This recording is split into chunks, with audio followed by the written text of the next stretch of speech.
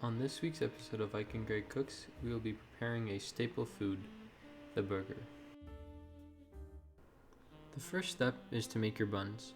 For this, you'll need to start with half a cup of whole milk, pour in about 1 tablespoon of instant yeast, mix it, and let it sit for about 10 minutes. Next, you want to get a bowl and add 2 1/4 cups of flour, 1 teaspoon of fine sea salt, and 2 tablespoons of granulated sugar. Once you've finished incorporating the ingredients, you want to make sure they're fully blended in together. So I have a stand mixer, so I just let that mix for a couple of seconds. If you have a bowl at home, just use a whisk and whisk it together. Next, we're going to make a roux, so you'll want 2 tablespoons of flour and 6 tablespoons of milk. Once you've got that, mix them together, put them on a pot on about medium heat, and let that cook until it firms up and it becomes kind of pasty. Next, you want to add your yeast mixture to the dry mixture, along with 1 egg and an egg yolk, and finally your roux. Typically, you would knead it in your stand mixer, which I tried, but the dough is very sticky, so it just stuck to the bowl, and so I opted to do it by hand. So I floured a working surface and I just kneaded it by hand. It took about a minute or two.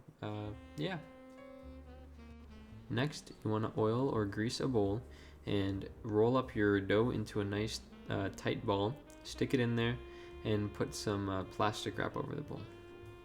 You're going to want to let this rise for about 1.5 to 2 hours. Once your dough has doubled in size, you want to degas it. To do that, you need to punch your dough and let all the air exfoliate.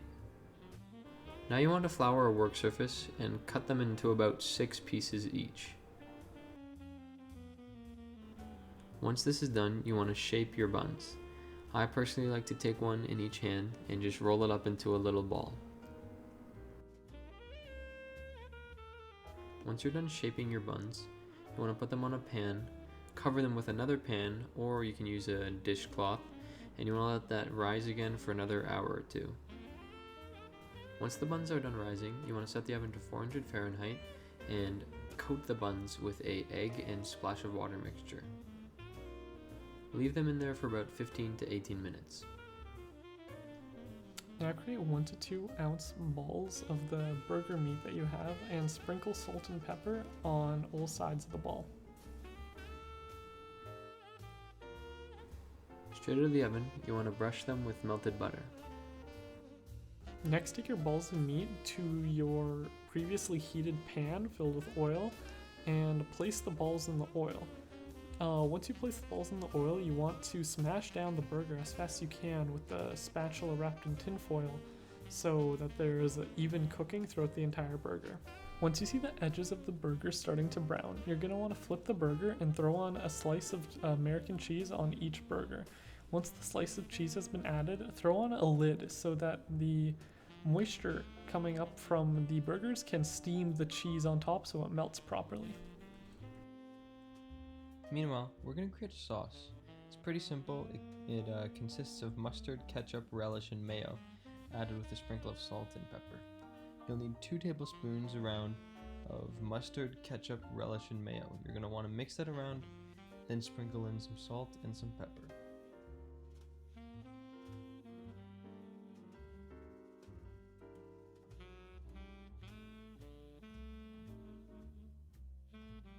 Once everything's prepared and your burgers are off the pan, you're going to want to start building up your burger. You're going to want to cut 1 tomato slice and a few rings of onion to place on your burger. Throw your buns in a pan to toast them a bit. I personally like toasting them with a bit of onion in the pan to add some extra flavor into the buns. Start by spreading a nice thin layer of your sauce on the top bun of the burger. Then stack your first patty on the bottom. Put your piece of tomato in the middle, stack your second patty, and then place onions on top. Next, do a very poorly made cross section with a burger that falls apart. So Greg, what did you think of this week's food choice? This week's burgers were pretty good, but the one sad thing is that we got didn't have a lot of fat content in it, which means that the burgers weren't as juicy as I would have wanted it. For future cooking, I feel like we should grind our own meat, possibly with a lot fattier cuts, or at least buy store-bought ground meat that it has a higher fat percentage in it, so you get really a lot more juice and flavor inside the burger patties. Apart from, the slight dryness in the patties, I thought the burger was pretty good, and the sauce we made was excellent.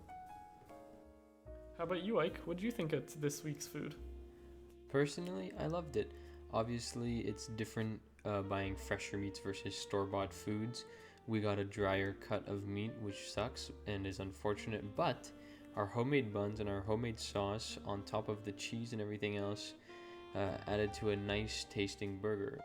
Much like our other videos, the significance of this week's dish is that it is easy and affordable to make. Interestingly, it is believed that the burger originated in Germany, but to most people, it is a staple in American foods and is actually more commonly thought that the Americans invented it. Burgers are a staple food as previously mentioned, so when you're traveling around the world, you'll definitely find burgers, but you'll find different variations. For example, in East Asia, there's a rendition on the burger called the rice burger, where the actual patty is made out of rice and it's more of a vegetarian kind of thing. And if you travel to some other parts of America, they'll use rib on their burger instead of the typical ground beef. It is funny to say, but it is true that the burger brings the world together.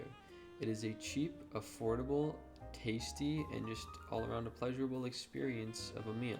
In fact, I'd say that most people consider a burger a comfort food, and so that's another reason why people connect through burgers.